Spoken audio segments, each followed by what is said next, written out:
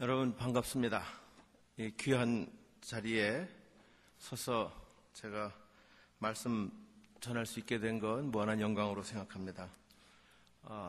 잠시 전에 소개받았듯이 10년 전에 한목협 창립대회 때 제가 한국교회 현실과 전망이라는 제목으로 기조 강연을 한 적이 있습니다. 10년 만에 다시 이 자리에 서서 말씀 전할 수 있게 된 거 무한히 기쁘게 생각합니다.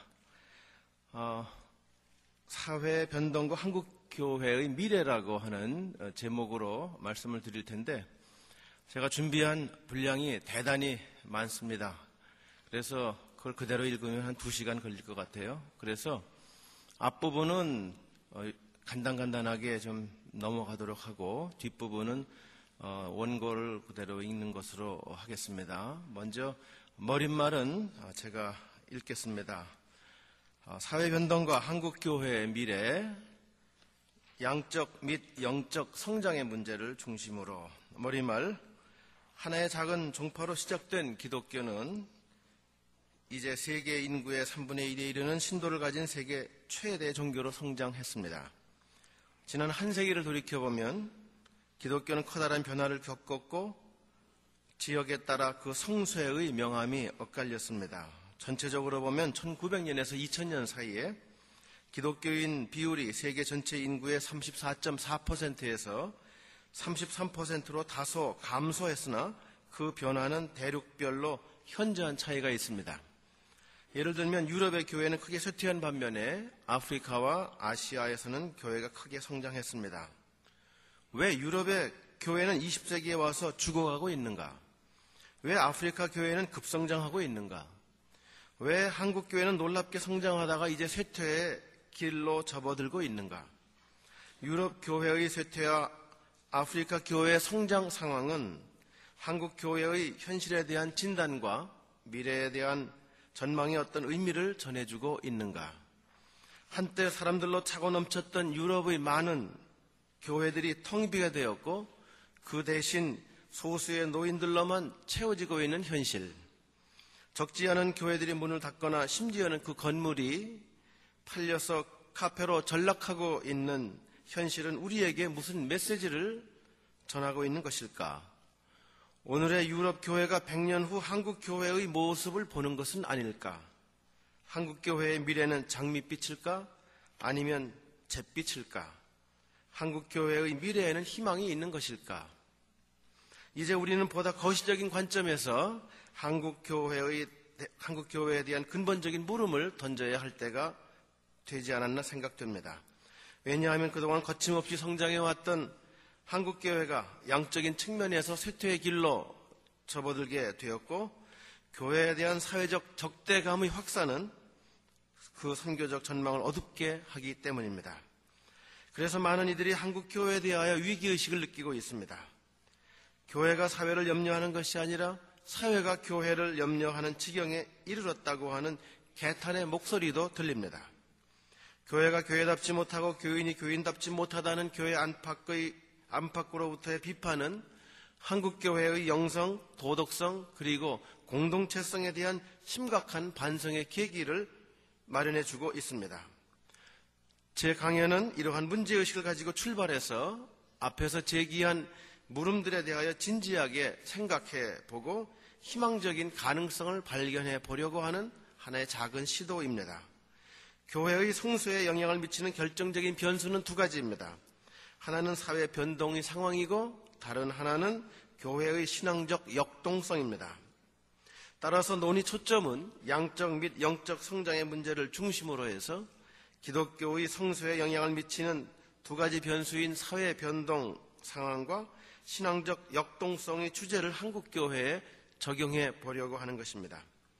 이를 위해서 먼저 세계 기독교의 지형 변화에 대해서 살펴보고 다음으로는 한국교회 성수의 현실을 사회 변동과 신앙적 역동성이라는 측면에서 분석할 것이고 마지막으로 한국교회의 현실을 근거로 하여 한국교회의 미래를 전망해 볼 것입니다. 본론으로 돌아갑니다. 이 세계 기독교 지형의 변화. 지난 20세기 동안 세계 기독교는 양적으로나 질적으로 많은 변화를 겪어왔습니다. 특히 주목할 것은 대륙별로 기독교의 교세에 있어서 그리고 개인적 종교성 혹은 신앙적 열정에 있어서 매우 다르게 변화되어 왔다는 사실입니다. 이러한 변화 상황은 한국교회의 현실을 이해하고 그 미래를 예견하는 데 매우 중요한 단초를 제공하고 있습니다. 1. 세계 기독교 성쇠의 현실. 전통적으로 기독교는 서구의 종교라고 할 만큼 그 중심 무대는 주로 유럽 대륙이었습니다. 그래서 1900년 세계 기독교인의 82.3%가 유럽 및 북아메리카에 속해 있었던 반면에 아프리카, 아시아, 라틴 아메리카와 같은 제3세계 기독교인 비율은 16.8%에 불과했습니다. 그러나 2000년에 와서는 그 비율이 역전돼서 유럽 및 북아메리카 기독교인은 전체의 41%로 감소한 반면에 제3세계 기독교인 비율은 57.3%로 크게 늘어났습니다. 이제 기독교는 더 이상 서구의 종교가 아니라 오히려 제3세계의 종교라고 할 수 있게 된 것입니다. 그 다음 문단에 지난 세기 동안 기독교가 괄목하게 성장한 지역은 아프리카와 아시아 대륙이었습니다. 예를 들어 1900년에는 아프리카 인구의 9.2%만이 기독교인이었지만 그 비율이 2000년에는 45.9%로서 100년간 교인 수가 아니라 기독교인 비율입니다. 기독교인 비율이 5배로 늘어났습니다.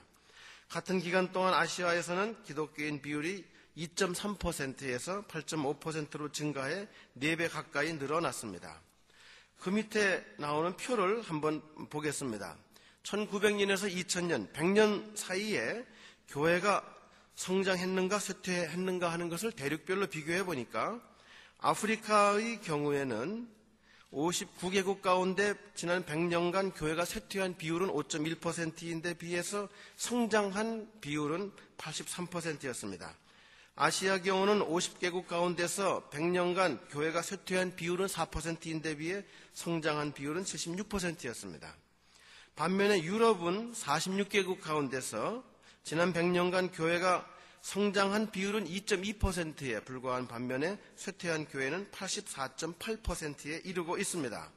한마디로 지난 100년간 유럽에서는 기독교가 현저하게 쇠퇴한 반면에 아프리카와 아시아에서는 그 교세가 두드러지게 성장했습니다.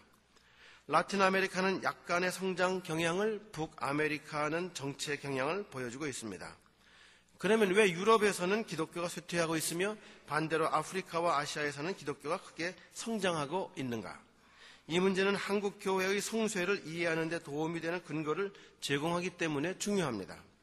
이제 교회의 성쇠 요인에 대해 살펴봅니다. 이 교회 성쇠의 원인. 여기서 말하는 교회 성장과 쇠퇴의 개념은 교인 수 그리고 그 비율의 증감에 기초한 양적 변화를 의미하는 것입니다. 교회 성소에 영향을 미치는 요인은 크게 4가지로 나눌 수 있습니다. 첫째는 사회 경제적 요인입니다. 몇 줄 내려가서 사회학적 이론에 따르면 경제, 정치, 사회 영역에서 박탈을 경험하는 사람들, 즉 정치적으로 힘이 없고 경제적으로 가난하며 사회적으로 불이익을 당하는 사람들이 더욱 종교에 의지하게 된다고 말합니다.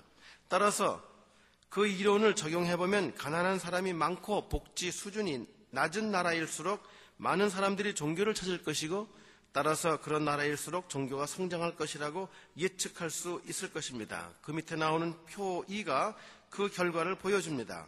교회 성쇠와 경제 발전의 관계입니다. 예를 들면 소위 개발국 가운데서 지난 100년간 교회가 쇠퇴한 비율은 74%이지만 성장한 비율은 3.7%에 불과합니다. 반면에 저개발국의 경우에는 100년 동안 교회가 쇠퇴한 경우는 없고 성장한 경우가 85.4%에 이르고 있습니다. 한마디로 경제 발전이 이루어진 개발국에서는 기독교가 쇠퇴한 반면에 경제 발전이 이루어지지 않은 저개발국에서는 기독교가 성장했음을 보여주는 것이라고 하겠습니다. 이 관계는 1인당 국민소득의 경우에도 마찬가지입니다. 즉 1인당 국민소득이 높은 나라일수록 교회가 쇠퇴하는 반면에 1인당 국민소득이 낮은 나라일수록 교회는 성장해왔다고 하는 사실입니다. 따라서 그동안 교회의 성장은 주로 경제적으로 가난한 나라들에서 이루어진 반면에 경제적으로 잘 사는 나라들에서는 교회가 쇠퇴하는 경향이 분명히 나타나고 있습니다. 물론 대륙별로 보면 개발국, 주로 개발국이고 1인당 국민소득이 가장 높은 대륙은 유럽입니다. 반대로 저개발 국가가 가장 많고 1인당 국민소득이 가장 낮은 대륙은 아프리카입니다. 이것은 왜 유럽에서는 교회가 쇠퇴하는 반면에 아프리카와 아시아에서는 교회가 성장하고 있는가에 대한 하나의 설명이 됩니다. 교회 성장에 영향을 미치는 또 다른 사회 경제적 요인은 사회복지 수준입니다. 조금 내려와서요. 사회복지 수준도 교회의 성쇠와 매우 밀접한 관계를 가지고 있습니다. 요약해보면 사람들이 오래 건강하게 창조적인 삶을 사는 나라일수록 교회는 쇠퇴했지만 그러한 여건이 마련되어 있지 않은 나라일수록 교회가 성장했습니다.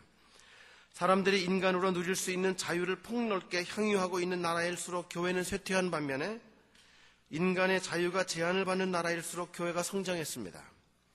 또한 국가적 수준에서 사회적 고통이 큰 나라에서는 교회가 성장한 반면에 사회적 고통이 적은 나라에서는 기독교가 쇠퇴했습니다. 따라서 사회복지 수준이 월등히 높은 대륙은 북아메리카와 유럽이었고 그 수준이 가장 낮은 대륙은 아프리카 그리고 아시아입니다. 따라서 이것은 왜 유럽 및 북아메리카 대륙에서는 교회가 쇠퇴하거나 정체하는 반면에 아프리카와 아시아에서는 교회가 성장하고 있는지에 대한 또 하나의 설명이 됩니다. 둘째로 인구학적 요인입니다. 교회 성소에 영향을 미치는 또 하나의 변수는 인구학적 요인입니다. 인구학적 요인 가운데 가장 중요한 것은 당연히 출생률과 인구 증가율입니다. 그 다음 문단에서 출생률과 인구 증가율은 교회 성쇠와 매우 높은 상관관계를 가지고 있습니다. 즉 출생률과 인구 증가율이 높은 나라일수록 기독교는 성장했고 반대로 그것이 낮은 나라일수록 기독교가 쇠퇴했습니다. 좀 아래로 내려와서 출생률에서 사망률을 뺀 순수한 인구 증가율을 보면 아프리카는 2.23으로 매우 높고 유럽은 마이너스 0.15로서 마이너스 성장을 보이고 있습니다. 이 결과는 유럽에서의 교회 쇠퇴와 아프리카의 교회 성장이 인구학적 변화, 특히 인구 증가율의 영향을 크게 받고 있다는 것을 말해주는 것이라고 하겠습니다. 교회 성소에 영향을 미치는 두 번째 인구학적 요인은 도시화율이라고 하는 것입니다. 도시 인구 비율입니다. 농촌 중심 사회보다는 도시 중심 사회에서 종교의 역할이나 기능이 약화되며 이에 따라서 도시화율이 높은 사회일수록 종교가 쇠퇴하는 경향을 보여줍니다. 그 밑으로 내려왔어요. 결국 도시 인구가 늘어날수록 사람들의 종교성은 약화되고 종교는 쇠퇴의 길로 접어들게 된다고 봅니다. 몇 줄 아래 유럽과 북아메리카의 도시화율은 각각 74.9와 77.2인 반면에 아프리카와 아시아의 도시화율은 37.6과 37.7에 불과합니다. 이 차이는 왜 유럽에서는 교회가 쇠퇴하고 아프리카와 아시아에서는 교회가 성장하고 있는지에 대한 또 하나의 설명이 됩니다. 교회 성쇠와 관련된 다른 인구학적 요소는 가족 구조와 기대 여명이라는 것이 있습니다. 핵가족 구조에서는 합리적 가치, 개인적 가치가 중요하기 때문에 종교 문제 역시 강요되거나 자동적인 것이 아니라 선택적이고 사적인 것이 되며 결과적으로 종교성이 약화될 가능성이 높습니다. 기대 여명이란 예상되는 평균 수명을 말하는 것인데 교회가 성장하는 나라일수록 기대 여명은 짧은 반면에 교회가 쇠퇴하는 나라일수록 기대 여명이 긴 것으로 나타나고 있습니다. 즉 기독교가 성장하는 나라 사람들은 상대적으로 더 짧게 살고 기독교가 쇠퇴하는 나라 사람들은 상대적으로 오래 살고 있다고 하는 이야기입니다. 세 번째, 문화적 요인. 인류의 문화는 크게 두 유형으로 구분할 수 있습니다. 하나는 아폴로형 문화이고 다른 하나는 디오니소스형 문화입니다. 아폴로형 문화는 이성, 지성이 강조되는 머리의 문화라고 한다면 디오니소스형 문화는 감성, 감정이 강조되는 가슴의 문화라고 할 수 있겠습니다. 아폴로형 문화가 가장 전형적으로 나타나고 있는 지역은 유럽입니다. 유럽 문화는 한마디로 이성, 지성, 논리성, 합리성이 강조되는 문화인데 반대로 디오니소스형 문화 성향이 가장 두드러지게 나타나고 있는 지역은 아프리카입니다. 아프리카 문화는 무엇보다 감성, 감정, 열정, 즉흥성이 매우 강한 문화입니다. 이러한 문화적 성향은 종교에도 그대로 적용이 됩니다. 그 다음 문단입니다. 아폴로형 종교성이 가장 분명하게 나타나는 교회는 유럽 교회일 것이고, 디오니소스형 종교성이 가장 현저하게 보이는 교회는 아프리카 교회일 것입니다. 그런데 이러한 종교 문화는 교회 성세와 밀접한 관계가 있습니다. 지성적이고 이성적인 종교성보다는 감정적이고 열광적인 종교성이 교회 성장에 효과가 있습니다.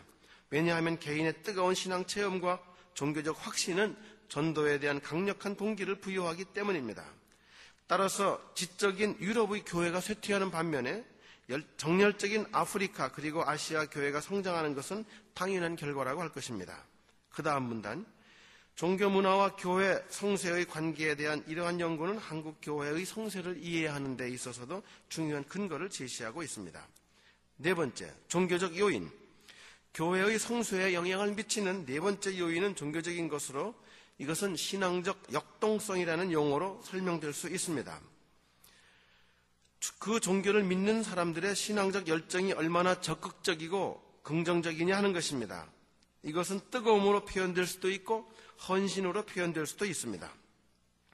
교회 성세와 신앙적 역동성의 관계는 분명히 드러나고 있습니다. 신앙적 역동성이 강한 곳에서는 교회가 성장하는 반면에 신앙적 역동성이 약한 곳에서는 교회가 쇠퇴하고 있습니다. 예를 들어 하나님에 대한 확신이 강하고 예수에 대한 믿음이 확고한, 보다 많은 시간을 기도와 성경 읽기 그리고 종교 체험에 바치고 있는, 그리고 삶에서 신앙이 차지하는 비중이 큰 사람들로 구성되어 있는 교회는 성장할 가능성이 매우 높은 것입니다. 분명히 유럽의 교회들은 신앙적 역동성을 잃어버렸습니다. 교회 출석률이 매우 낮고 정통적인 교리에 대한 믿음을 잃어버렸으며, 구원에 대한 확증이 없고 뜨거운 신앙적 열정이 없으며, 개인적인 경건 훈련도 별로 하지 않고 종교적 체험은 무시하는 경향이 강합니다. 이렇게 유럽의 교회는 쇠퇴하고 있으며 기독교는 기울어져 가고 있습니다. 한편 신앙적 역동성이 두드러지게 나타나고 있는 지역에서는 교회가 급성장하고 있습니다. 아프리카 대륙이 가장 대표적이며 아시아와 라틴 아메리카 대륙도 신앙적 역동성이 돋보이는 지역입니다. 이러한 신앙적 역동성이 가장 잘 표현되고 있는 것은 소위 성령 강림 운동입니다. 그 다음 문단, 성령 강림 운동이 특히 박탈을 경험하는 사람들에게 매력이 있는 것은 그 운동이 말하는 복음은 흔히 번영의 복음, 건강과 부를 강조하는 그런 복음이기 때문입니다. 그 다음 문단, 세계적으로 보면 성령 강림 운동은 두 가지 특징을 보입니다. 하나는 그것이 주로 기독교, 특히 개신교 신앙 운동이라는 점이고, 다른 하나는 그 운동이 주로 아프리카, 아시아, 라틴 아메리카와 같은 제3세계에서 급속히 확산되고 있다는 사실입니다. 아프리카와 아시아 대륙에서의 성령 강림 운동은 그 지역에서의 교회 성장에 결정적으로 기여했습니다. 그 다음 문단이에요. 신앙적 역동성을 가지고 있기 때문에 교회 성장에 크게 기여한 성령 강림 운동이 유럽에서는 별로 호응을 받지 못하고 있습니다.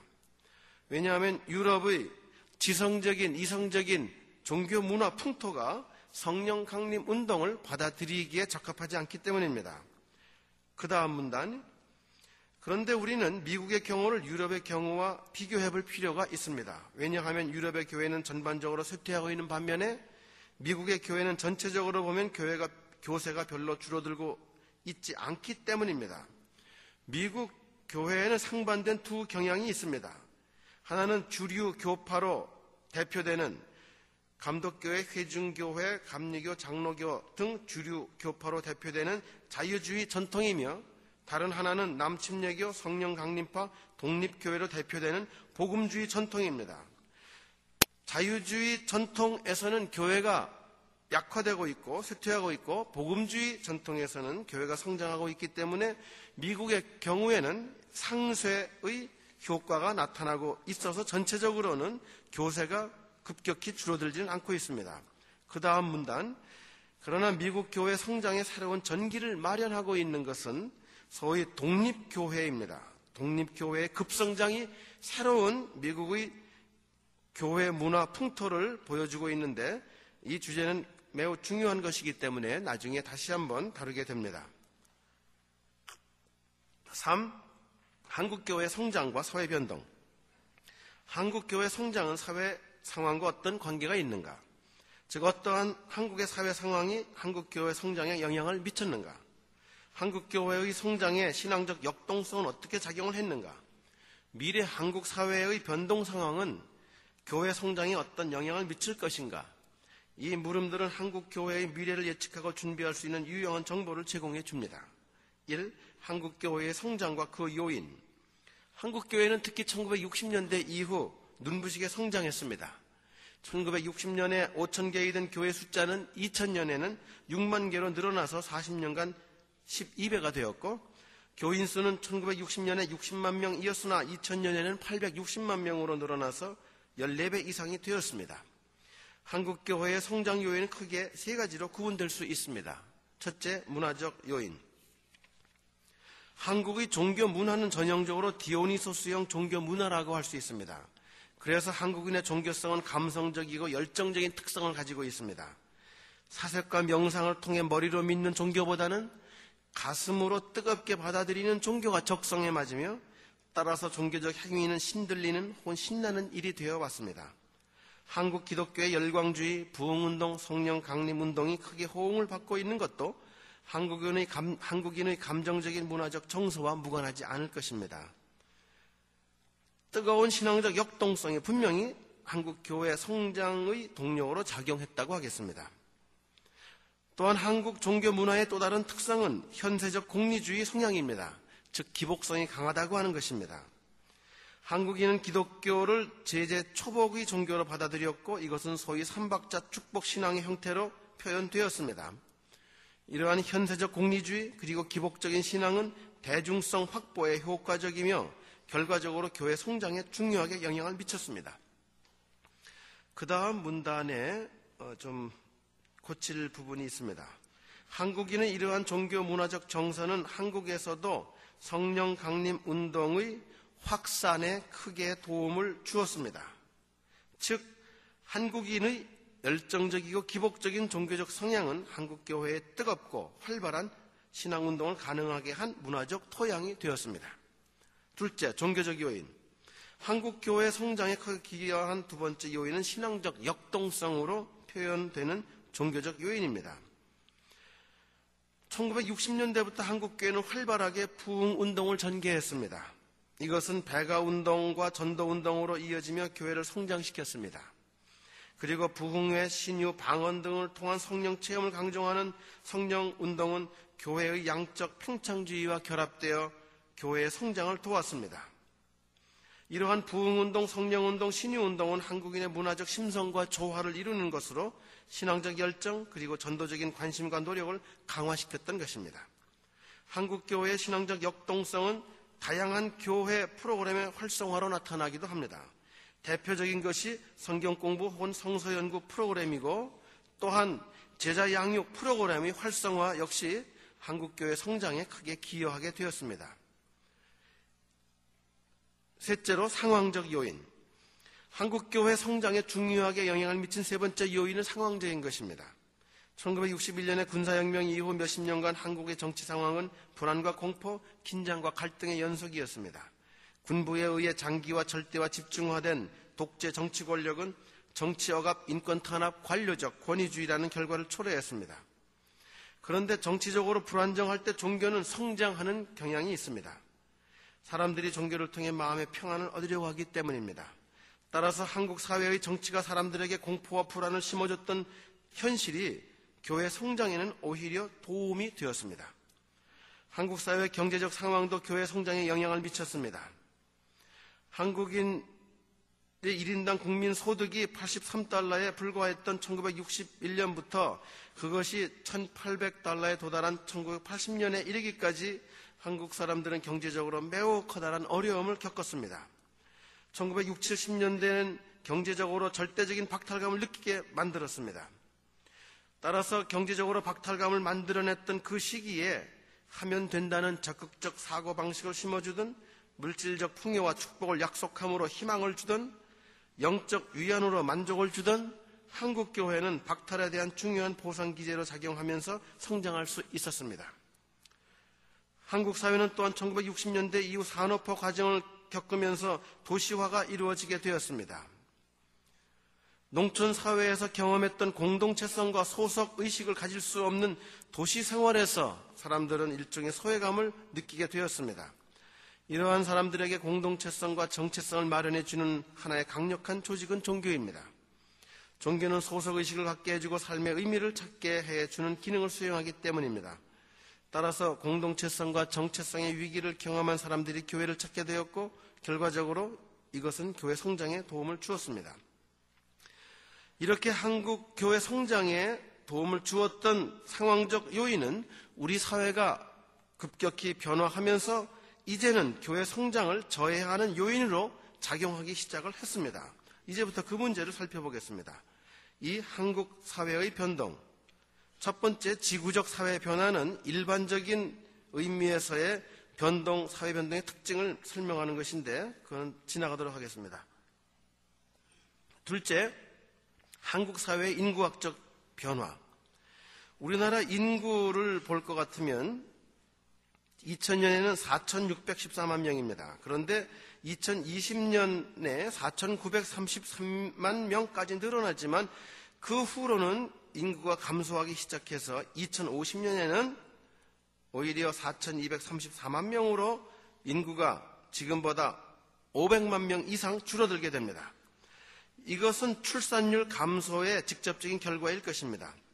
사실상 출산율이 1970년에는 4.53명이었으나 2006년에는 1.13명으로까지 낮아졌습니다. 이러한 출산율 감소는 개발국의 전형적인 양상입니다. 그런데 한국인의 출산율은 이제 세계에서 가장 낮은 수준으로 이어졌기 때문에 이와 같은 출산율이 지속된다면 앞으로 100년 후에는 우리나라 인구가 500만으로까지 줄어들 것이라고 예측이 되고 있습니다. 이런 인구의 감소는 결정적으로 교인 수 감소를 초래하게 될 것입니다.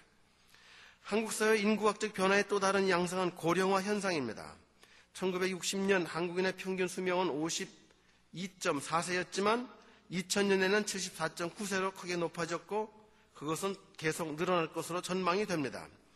따라서 노인 인구 비중이 점점 늘어나게 될 것이며 2050년에 가서는 노인 인구는 전체 인구의 38%를 점유하게 됩니다.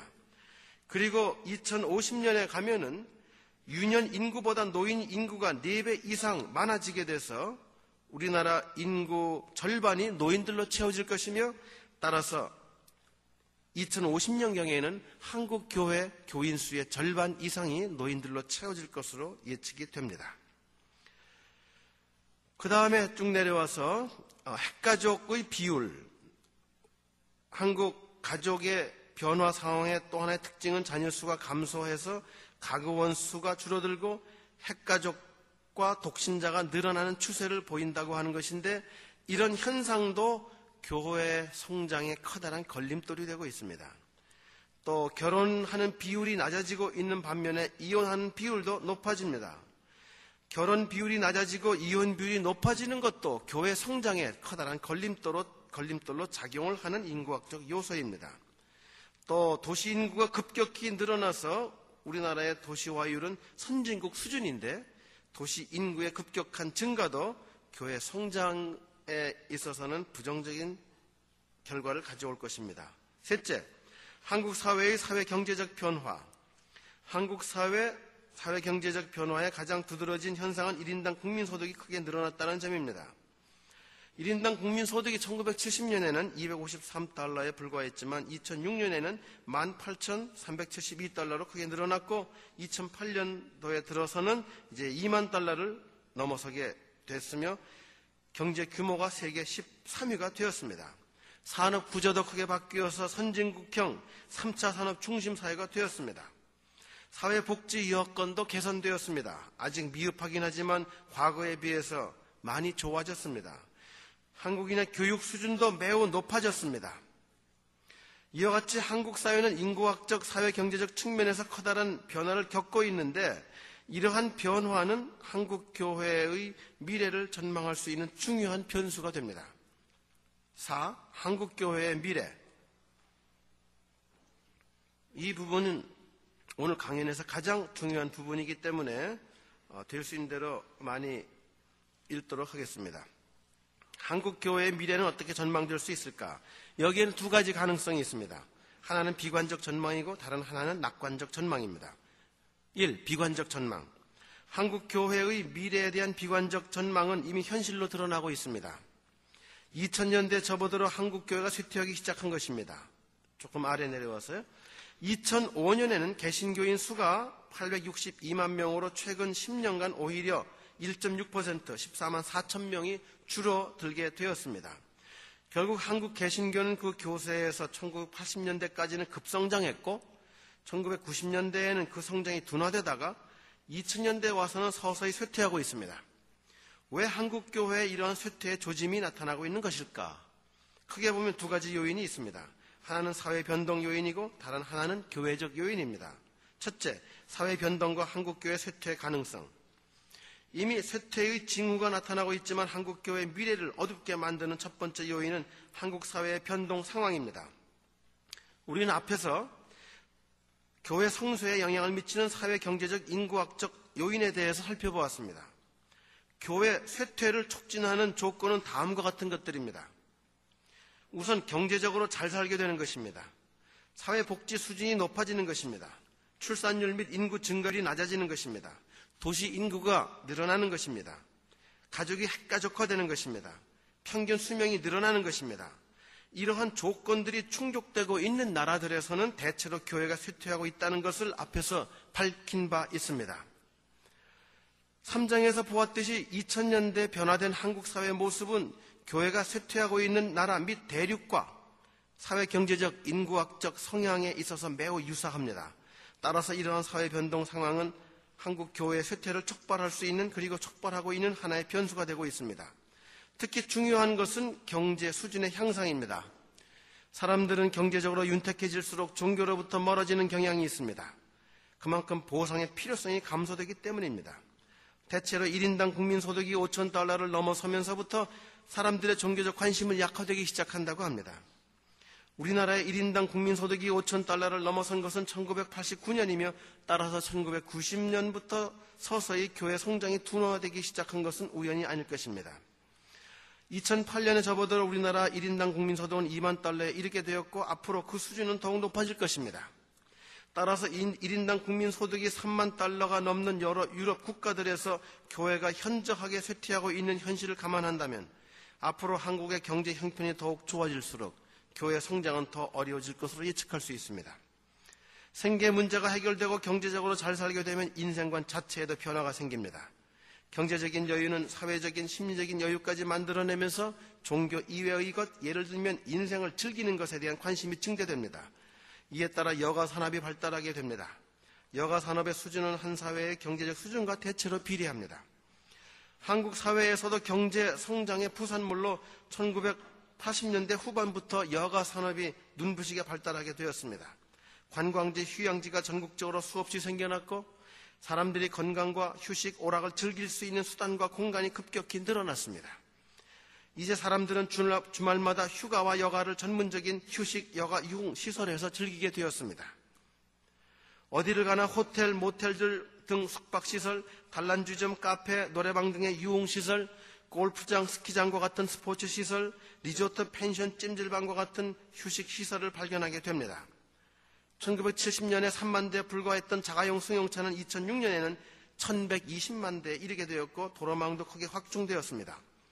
그래서 고속도로와 국도를 메우는 주말의 차량 행렬과 행락 인파를 보면 이제는 봄의 꽃놀이철, 여름 피서철, 가을 단풍철, 겨울 휴양철을 타지 않는 전천 후 휴가철이 매 주말마다 찾아오고 있습니다. 더욱이 주 5일 근무제 확산은 수많은 사람들을 주말에 교회로 나가게 만듭니다. 웬만큼 여유 있는 사람들은 이제 해외여행을 이웃집 드나들듯 하게 만듭니다. 이제 여가 산업은 사람들의 긴장 해소 및 정신적 치유에 좋은 수단이 되고 있으며 이러한 여가 산업의 발달은 교회 참여나 헌신을 약화시키고 있는 하나의 요인이 됩니다. 몇 줄 아래 사회복지 수준이 향상되면 교회 성장이 잘 안 됩니다. 실제로 교회가 가장 쇠퇴하고 있는 나라는 스웨덴이나 노르웨이 같은 세계에서 사회복지 제도가 가장 발달한 나라들입니다. 우리나라의 사회복지 수준이 아직은 높지 않으나 과거에 비해 보면 점차 개선되고 있습니다. 이 역시 교회 성장에는 부정적 요인으로 작용할 수 있을 것입니다. 인구학적 측면에서도 한국교회의 미래는 그다지 밝지 않습니다. 우선 출산율과 인구 증가율이 유럽 수준처럼 낮습니다. 낮은 인구 증가율은 당연히 교회 성장에 있어서 가장 큰 걸림돌이 됩니다. 지금과 같은 추세라면 앞으로 20년 후에는 우리나라 전체 인구가 줄어들기 시작합니다. 따라서 절대 교인 수도 더욱 감소될 가능성이 있습니다. 한국 사회 인구학적 변화의 또 다른 양상은 고령화 사회로 나아가고 있다는 것입니다. 교회에 영향을 미치는 것은 교회 구성원의 연령 분포입니다. 앞으로 교회에 출석하는 신도의 연령도 점차 고령화될 것입니다. 그래서 몇십 년 후에는 교인의 절반 이상이 노인들로 채워질 것입니다. 교회에 노인이 많다는 것 자체가 문제일 수는 없지만 교회에 유년, 청소년 그리고 청년층이 적다고 하는 것은 결국 미래의 교인 수가 크게 감소할 것이라는 점에서 심각한 문제가 되고 있습니다. 더욱이 연령의 특성상 젊은 층의 종교성은 가장 약하기 때문에 오늘날 이들을 확실히 붙잡지 않으면 한국 교회의 미래는 더욱더 암울할 수밖에 없습니다. 종교적 성향이 상대적으로 약한 도시 인구의 증가도 교회 성장에는 부정적으로 작용할 수 있습니다. 또 종교적 사회와는 가족이 결정적으로 중요하지만 전통적인 가족 구조가 깨어지고 있는 상황도 역시 교회 쇠퇴를 조장하는 결과를 초래할 수 있습니다. 이와 같이 한국 사회의 사회경제적 인구학적 변화는 한국 교회의 미래에 대하여 어두운 전망을 하게 하는 요인으로 작용할 수 있습니다. 둘째, 비관적 전망은 교회적 요인. 한국 교회의 미래에 대하여 비관적 전망에 있어 사회 변동이라는 변수보다 중요한 것은 교회적 요인입니다. 이것은 한마디로 한국 교회가 사회적 공신력을 잃고 있다는 현실입니다. 사실상 한국 교회가 쇠퇴의 길로 접어든 것은 두 가지 현상 때문입니다. 하나는 교회로 들어오는 사람이 줄어들고 있다는 것이고 다른 하나는 교회를 떠나가는 사람이 늘고 있다는 것입니다. 실제로 교회로 새로 들어오는 사람이 줄어들고 있습니다. 물론 요즘도 성장하는 교회가 있긴 하지만 대부분 그것은 수평 이동에 의한 것입니다. 왜 새 신자가 늘지 않는 것일까요?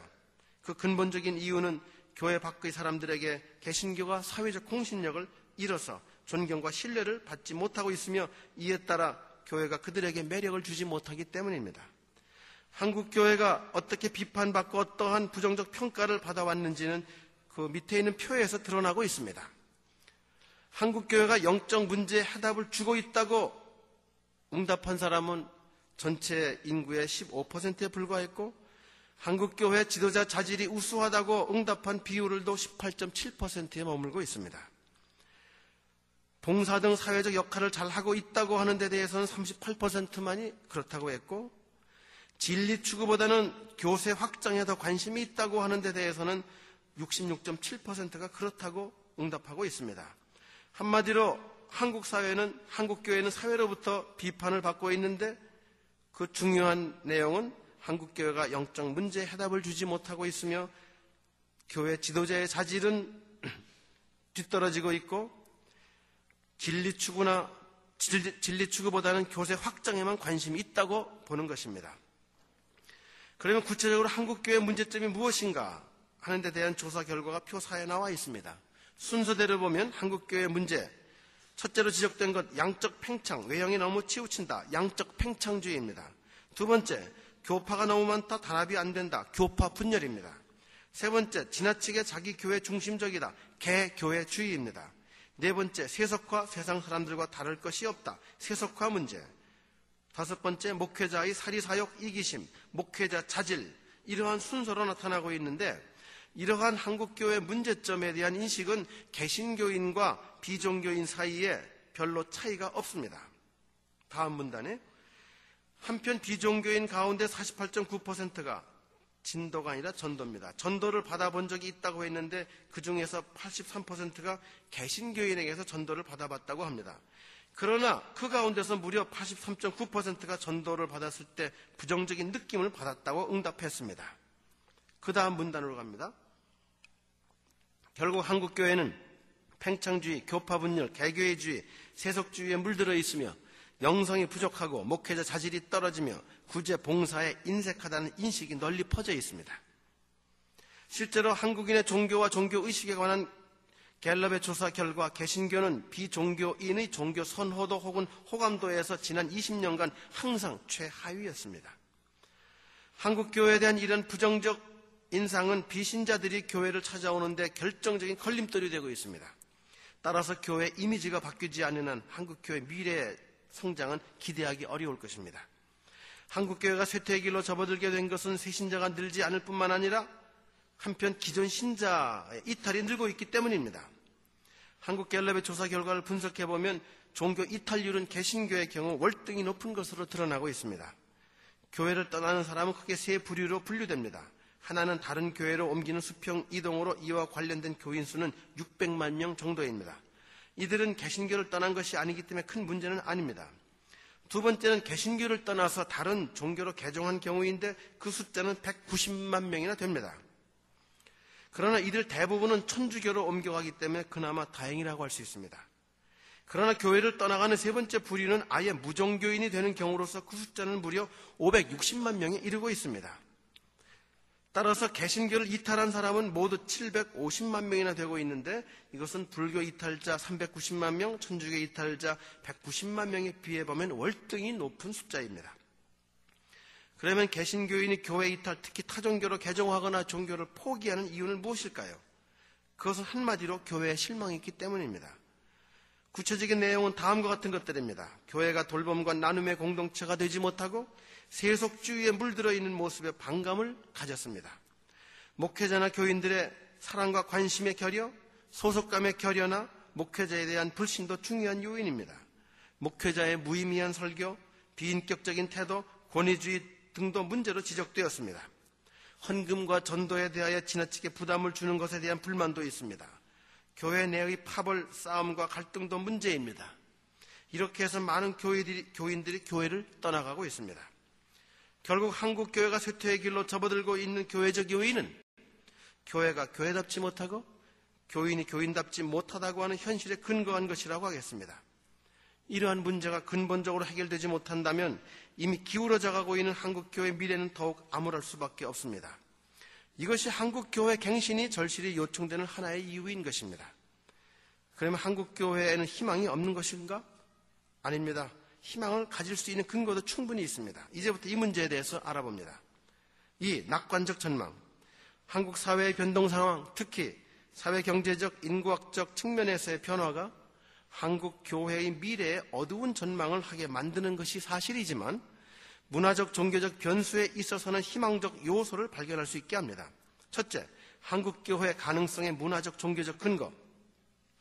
앞에서 우리는 한국 문화의 성향은 디오니소스적이며 이러한 경향은 교회 성장에 도움이 된다고 했습니다. 한 국가나 사회의 문화적 성향은 쉽게 변화되지 않습니다. 따라서 한국인은 문화적으로 볼 때 여전히 종교성이 강하며 이것은 앞으로도 그럴 것입니다. 한국인의 디오니소스적인 종교 문화적 성향은 신앙적 역동성으로 나타나고 있습니다. 한국 교회는 세계에서 가장 열심히 믿고 실천하는 교인들을 가지고 있습니다. 세계에서 새벽 기도회, 금요 철야 기도회, 개교회, 부흥 집회를 하는 유일한 교회가 한국 교회입니다. 교회에 가장 열심히 출석하고 기도를 가장 많이 하며 성경을 자주 읽고 전도를 많이 하는 것도 한국의 교인들입니다. 구체적인 통계를 통해서 비교해 봅니다. 교회가 쇠퇴하고 있는 유럽의 교회, 특히 개신교의 출석률은 매우 저조합니다. 예를 들면 등록 교인 가운데 매주일 교회에 출석하는 비율은 덴마크 3.3%, 스웨덴 4.9%, 노르웨이 5.6%로 매우 낮고 프랑스 16.1%, 독일 21.3%, 영국 22.4%로 낮습니다. 미국의 경우에는 교인들의 교회 출석률이 42.5%로 비교적 높습니다. 그러나 한국 개신교인 가운데 매주일 1회 이상 교회 출석하는 비율은 71%나 되고 있습니다. 아마도 세계에서 교인들 가운데서 가장 열심히 교회에 출석하고 있는 교인을 가지고 있는 나라는 바로 한국인 것입니다. 한국 교회의 깊은 종교성은 종교가 생활에서 얼마나 중요한지를 묻는 물음에 대한 응답 결과에서도 보여지고 있습니다. 예를 들면 교회 등록되어 있는 교인들 가운데 종교가 생활에서 중요하다고 응답한 비율은 프랑스 22.6%, 독일 15.7%, 영국 32.8%로 낮고 미국은 70.1%로 높습니다. 그러나 한국 개신교인 가운데 종교가 중요하다고 응답한 비율은 무려 88.9%에 이르고 있습니다. 매일 기도한다는 응답자 비율도 서구 사회에서 종교성이 가장 높은 편에 속하는 미국의 경우 교인의 49.6%이지만 한국 개신교의 경우에는 그 비율이 59.3%로 더 높습니다. 그리고 한국 교인의 49.2%가 일주일 1회 이상 성경을 읽고 있으며 46.2%가 11조 헌금을 내고 있습니다. 뿐만 아니라 한국 교인들의 종교성은 지난 20년간 오히려 강화되는 경향을 보이고 있습니다. 예를 들어 1984년과 비교해 볼 때 2004년에는 매주 1회 이상 교회 출석하는 비율이 61.8%에서 71%로 일주일 1회 이상 성경을 읽는 교인 비율도 44.8%에서 49.2%로 11조 헌금을 내는 교인 비율도 42%에서 46.2%로 증가했습니다. 다만 매일 기도하는 교인 비율만 같은 기간 동안 약간 감소했을 뿐입니다. 이와 같이 한국교회 교인들의 종교적 성향은 매우 강할 뿐만 아니라 과거보다 전혀 낮아지지 않았습니다. 한마디로 한국교회 신앙적 역동성은 우리 사회의 여러 변동 상황 가운데서도 약화되지 않고 있습니다. 따라서 한국교회의 이러한 신앙적 역동성은 한국교회의 미래적 가능성에 있어서 희망적인 요소의 하나라고 볼 수 있을 것입니다. 이제 가장 중요한 마지막 부분입니다. 그래서 이 부분은 그대로 다 읽도록 하겠습니다. 둘째, 교회 갱신과 한국교회의 희망. 비록 한국교회가 그 신앙적 역동성에 있어서는 아직도 희망적 가능성을 가지고 있으나 중요한 문제는 한국교회가 사회적 공신력을 잃어버렸다는 사실입니다. 따라서 한국교회가 사람들로부터 존경과 신뢰를 회복해야만 그 미래는 희망적이라고 할 수 있습니다. 여기에 교회 갱신의 당위성이 있는 것입니다. 이를 위한 진지한 노력이 필요한 것입니다. 이 점에서 지난 몇십 년간 눈부시게 성장하고 있는 미국의 일부 독립교회들을 눈여겨볼 필요가 있습니다. 앞에서 보았듯이 사회 경제적 수준, 인구학적 특성, 문화적 성향에 있어 미국은 유럽의 여러 나라들과 유사합니다. 그럼에도 불구하고 유럽의 교회가 일반적으로 쇠퇴하고 있는 반면에 미국 교회는 대체로 현상을 유지하고 있습니다. 이것은 미국의 주류 교파들이 대개 쇠퇴하고 있는 대신에 근본주의 혹은 성령 강림운동 성향의 교회 그리고 독립교회가 성장함으로 교인 감소에 대하여 상쇄하기 때문이라는 점도 밝혔습니다.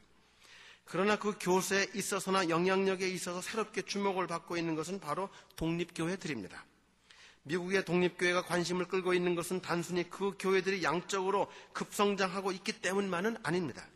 보다 중요하게는 그 교회들이 지니고 있는 문화적 적합성과 신앙적 역동성이 새로운 교회 패러다임의 가능성을 보여주고 있기 때문입니다.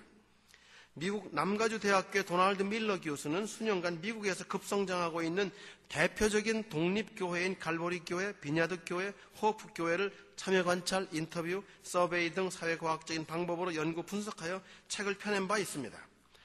제가 이 책을 번역을 해서 금년에 출판을 했는데 그 각 주의 그 원서 제목이 Reinventing American Protestantism인데 잘못됐습니다. Reinvention이 아니라 Reinventing American Protestantism.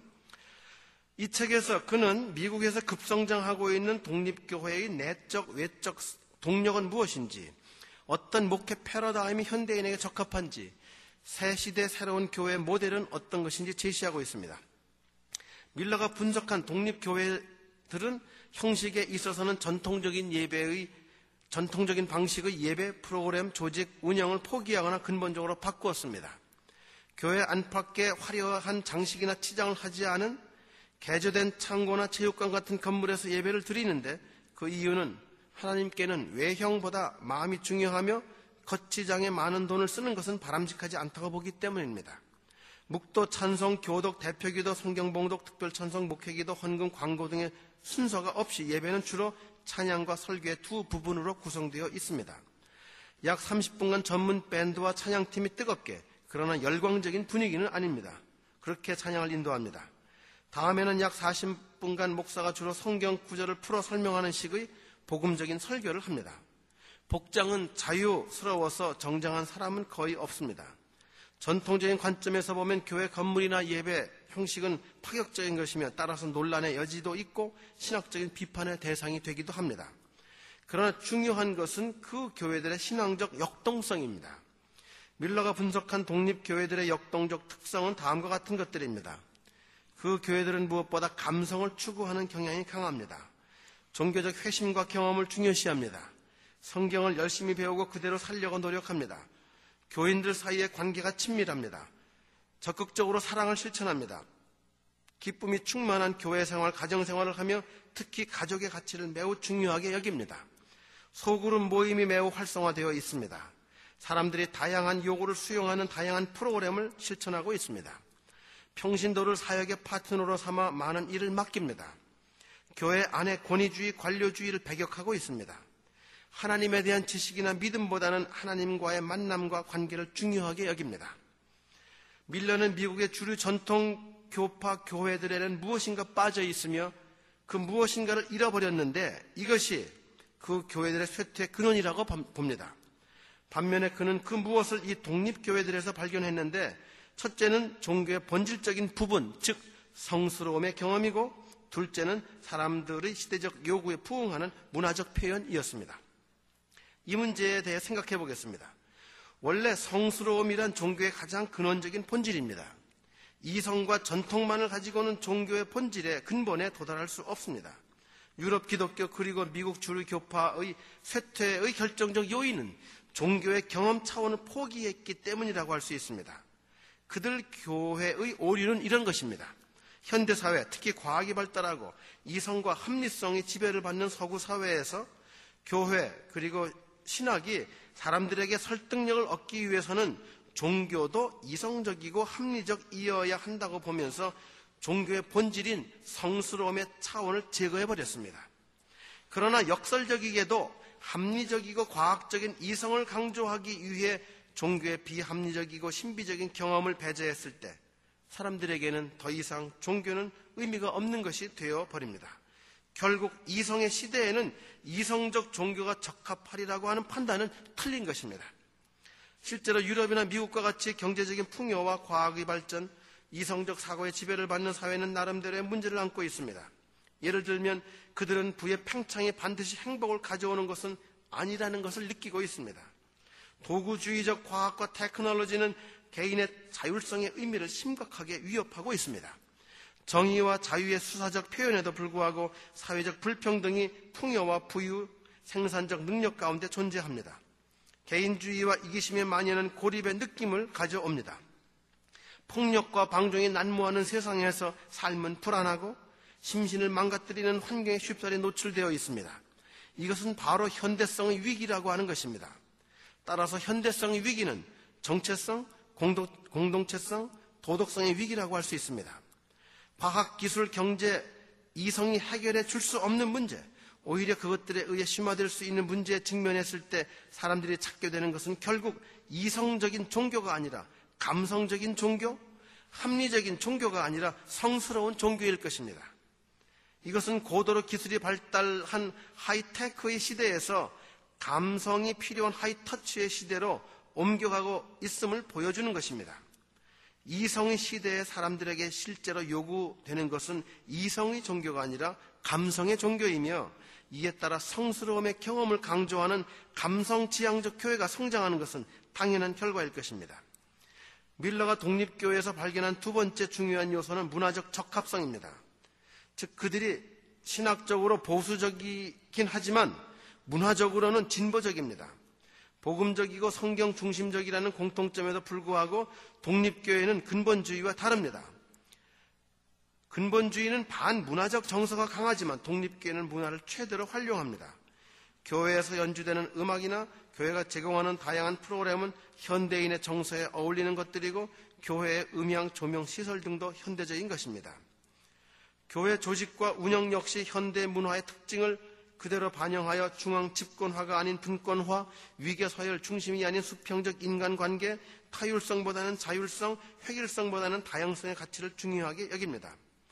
그러나 제가 독립교회들에서 발견하고 있는 가장 중요한 요소는 영성, 도덕성, 그리고 공동체성이라고 하는 것입니다. 그리고 이 요소들이 교회 성장의 원동력이 되었다고 저는 나름대로 분석해 보았습니다. 그럼 영성, 공동체성, 도덕성이란 무엇이며 그 교회들은 어떻게 그리고 얼마나 그런 성향이 강한가? 영성이란 무엇입니까? 그것은 영적인 성향, 영적인 삶의 태도를 말합니다. 구체적으로 그것은 하나님을 뜨겁게 사랑하는 것입니다.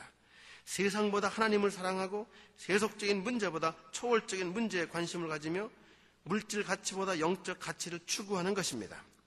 도덕성이란 무엇입니까? 바르게 사는 것입니다. 정직하게, 의롭게, 선하게 살아가는 것입니다. 양심에 따라 법과 질서를 지키며 살아가는 것입니다. 공동체성이란 무엇입니까? 이것은 더불어 사는 정신을 말합니다. 서로 돌보고 나누고 기쁨과 슬픔을 함께 하는 태도입니다.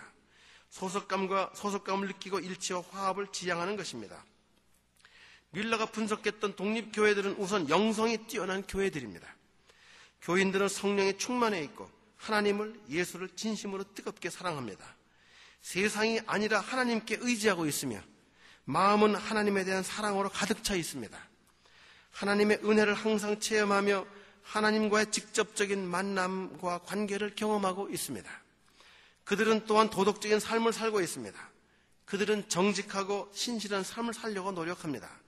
따라서 그들은 다른 사람들에 의해 거짓이 없다, 꾸밈이 없다는 평가를 받습니다.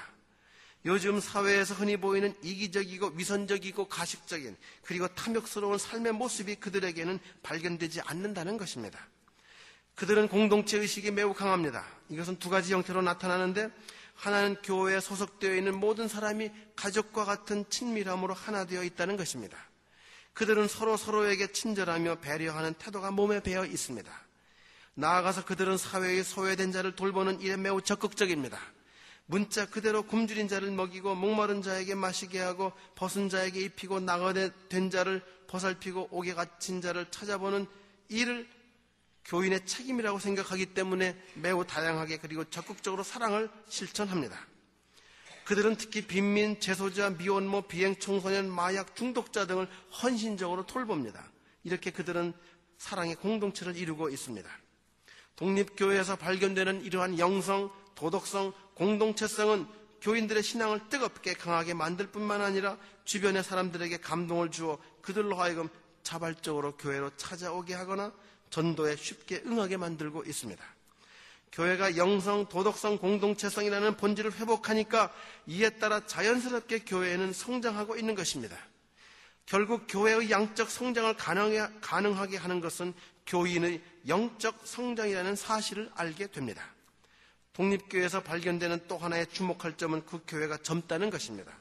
특히 10대 청소년 비율이 매우 높습니다. 그 교회들은 교회 예산의 가장 많은 부분을 청소년을 위한 시설, 프로그램, 전문가 확보에 투입하고 있습니다. 그들을 위한 다양한 예배, 교육, 친교, 신앙, 오락 프로그램들이 마련되어 있고 그들이 사용하는 시설은 넓고 쾌적하고 아름답게 꾸며져 있습니다. 한마디로 아이들과 젊은이가 차고 넘치고 있는 것입니다. 따라서 이 교회들은 첫째 활력이 있습니다. 둘째로 이들이 앞으로 교회의 주역이 될 것이므로 교회의 미래가 매우 밝습니다. 주로 노인들로만 채워져 있는 유럽 교회나 미국 주류교파 교회와는 너무 대조적입니다. 고령화 사회에서 전통 교회에 대해 대개 비관적 전망을 하는 대신에 독립교회의 미래에 대해서는 희망적 전망을 하게 되는 이유가 바로 여기에 있는 것입니다. 물론 모든 독립교회들의 미래가 다 낙관적인 것은 아닐 것입니다. 그러나 적어도 매우 성공적인 그리고 바람직한 교회 모델이 앞에서 제시한 독립교회에서 발견되고 있는 것은 사실입니다. 도널드 밀러 교수는 이러한 교회들이야말로 새로운 패러다임 교회의 전형이라고 21세기의 교회가 생존하기 위해 지향해야 할 새로운 교회 모델이라고 지적합니다. 그런데 이것은 단순히 그 교수의 입장을 제가 대변하는 것만은 아닙니다. 저 자신도 2004년과 금년 1월 달에 그 교회들을 여러 차례 방문했고 밀러 교수가 평가한 것과 비슷한 인상을 받고 많은 충격과 감동을 받았던 것입니다. 한국교회 미래가 희망적이기 위해서는 오늘날 교회가 갱신되어야 합니다. 그 변화의 핵심은 교회가 본질을 회복하는 것입니다. 그리고 그 본질은 영성, 도덕성, 공동체성이라는 것입니다. 한국교회가 양적으로나 영적으로 성장할 수 있는 미래적 가능성은 결국 교회의 본질인 영성, 도덕성, 공동체성을 회복할 수 있겠는지에 달려있다고 하겠습니다. 이제 마지막으로 맺은 말입니다. 교회의 성소에 영향을 미치는 주요 변수는 사회 경제적, 인구학적, 문화적, 종교적 변수입니다. 20세기 상황을 돌이켜보면 사회 경제적으로 잘 살고 여유가 있으며 복지 제도가 발달한 나라, 인구 증가율이 낮고 평균 수명이 높으며 도시화된 나라일수록 교회가 쇠퇴했습니다. 그리고 이성과 지성이 강조되는 문화를 가지고 있으나 신앙적 역동성이 약한 나라일수록 교회가 쇠퇴했습니다. 이러한 요인들은 특히 20세기 후반기에 있어서의 유럽 교회의 쇠퇴와 아프리카 및 아시아 교회의 성장 배경을 잘 설명해 주고 있습니다. 한국 교회는 그동안 경제적으로 어렵고 정치적으로 불안하고 사회적으로 불안정한 상황, 감성과 감정이 강조되는 문화적 성향, 그리고 활발한 신앙적 열정을 통한 부흥운동 등에 힘입어 교회가 성장했습니다. 그러나 1990년대부터 교회 성장이 둔화되더니 2000년대에는 쇠퇴의 길로 접어들었습니다. 한국 교회의 쇠퇴에 기여한 요인은 경제 성장, 정치적 안정, 복지 수준의 향상, 인구 증가율 급감, 고령화, 도시화 등의 사회 변동 상황입니다. 그러나 그보다 더 중요한 요인은 한국 교회가 사회적 공신력을 잃어 교회 안팎으로부터 존경과 신뢰를 상실함으로 새 신자는 줄고 이탈 교회는 늘고 있기 때문입니다. 한국 교회의 미래에 있어서 희망적인 한 요소는 한국인의 종교, 문화, 정서 자체가 적극적이라는 것과 한국 교회의 신앙적 역동성이 강하다는 것입니다. 그러나 근본적인 변화가 없이는 한국교회의 미래는 결코 밝지 않습니다. 그 변화는 한국교회가 본질을 회복하는 것입니다. 그 본질의 핵심은 바로 영성, 도덕성, 공동체성입니다. 하나님만을 뜨겁게 사랑하는 것, 바르고 진실되게 사는 것, 섬기고 돌보고 나누는 삶을 사는 것, 이것은 올바른 신앙적 삶일 뿐만 아니라 세상 그리고 사람들에게 기쁨과 감동을 줄 수 있는 삶입니다. 이렇게 영성, 도덕성, 공동체성을 갖추는 것은 교회가 교회다워지고 교인이 교인다워지는 유일한 길인 것입니다. 결국 한국교회의 양적 성장은 영적 성장 여부에 달려있다고 하겠습니다. 영적으로 충만하고 도덕적으로 온전하며 공동체적으로 나눔과 돌봄이 있는 교회, 그 교회의 미래는 희망적일 것입니다. 끝까지 경청해 주셔서 감사합니다.